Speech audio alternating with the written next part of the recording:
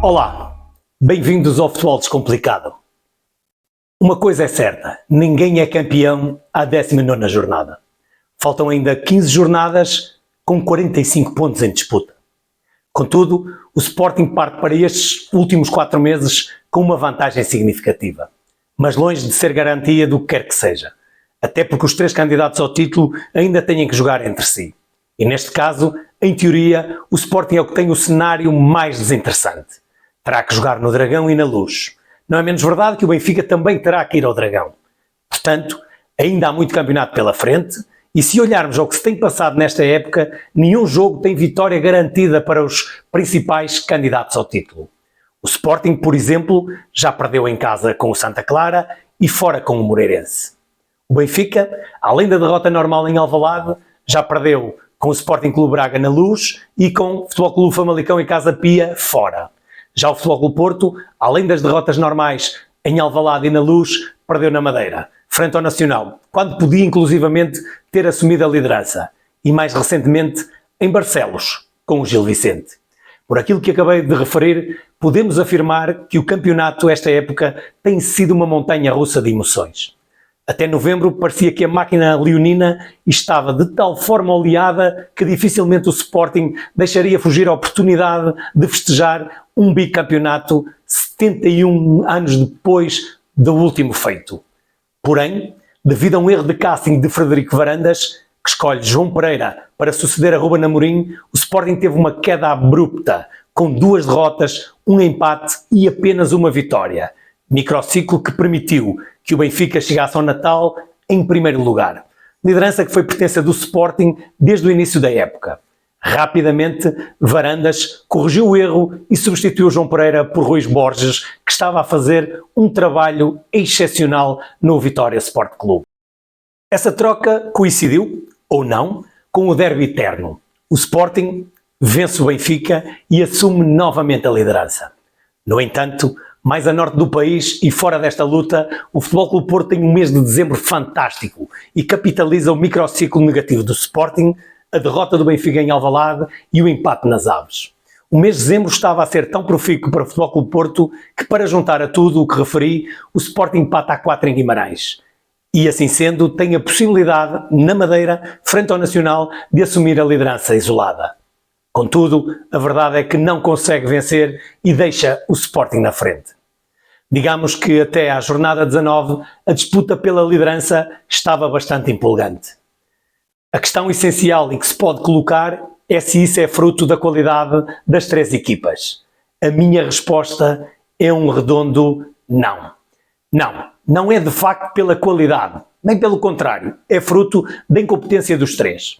Nenhum tem mantido uma consistência de resultados e, sobretudo, de níveis exibicionais, que nos levem a crer que estão fortes.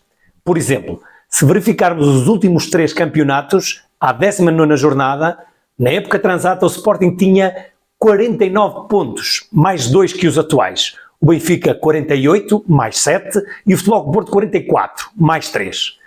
Em 2022-2023, o Benfica tinha 50 pontos, mais 9 que os atuais.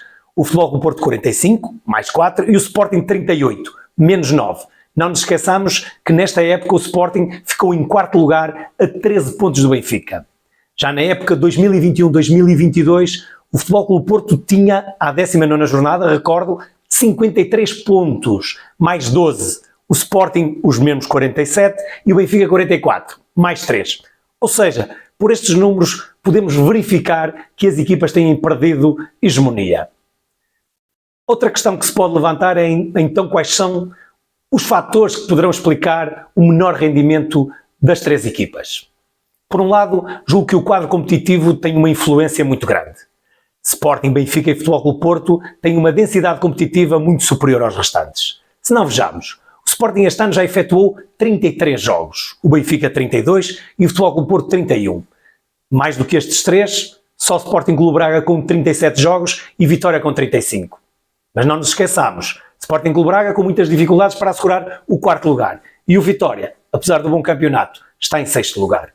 Se compararmos com uma equipa que ocupa o meio da tabela, como por exemplo o Rio Ave, só disputou 22 jogos, menos 11 que o Sporting, 10 que o Benfica e 9 que o Futebol Clube Porto. O facto destas equipas jogarem praticamente de 3 em 3 dias tira-lhes claramente tempo para preparar os jogos da forma mais conveniente, enquanto que as outras têm mais tempo de preparação e, obviamente, menos desgaste. Por outro lado, a introdução do VAR. Quer se goste mais ou menos, a realidade é que há uma menor incidência de erros. Erros esses que no deve haver beneficiavam quase sempre os 3 candidatos ao título. Vou recorrer a 2 exemplos práticos e objetivos desta época. Jogos Futebol Clube Famalicão, Futebol Clube Porto e Gil Vicente, Futebol Clube Porto. O VAR reverte decisão em campo, anulando o golo ao Futebol Clube Porto nos 2 jogos e assinalando pontapé de penalti a favor dos adversários. Em Famalicão, Aranda falhou, mas em Barcelos, Félix Correia não desperdiçou. Ou seja, a verdade desportiva imperou e o Futebol Clube Porto poderia, caso não houvesse VAR, ter mais 4 pontos e estaria só a 2 de Sporting. Mas isto são apenas exemplos de situações que são cada vez mais recorrentes nos estádios em Portugal.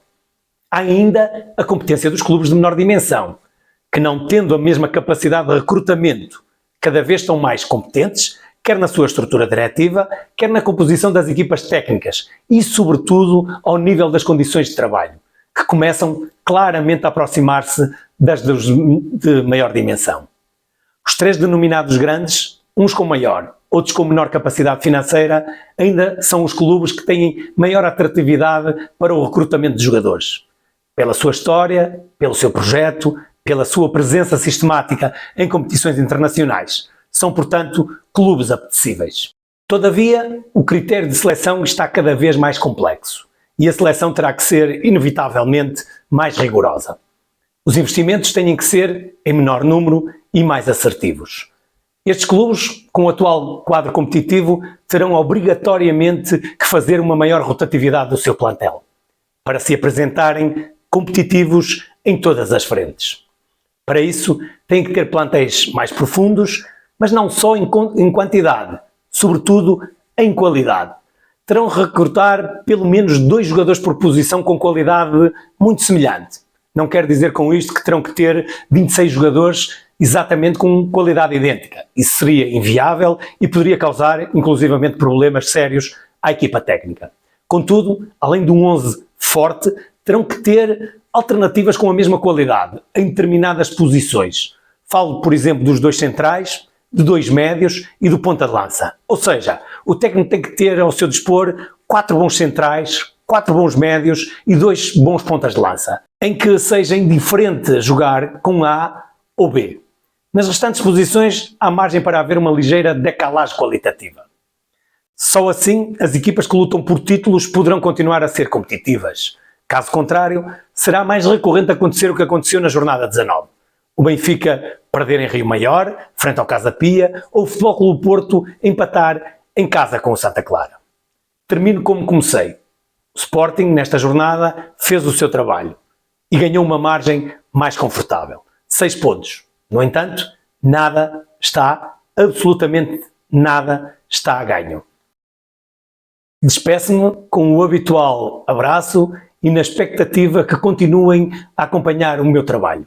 E não se esqueçam de subscrever o meu canal. Forte abraço!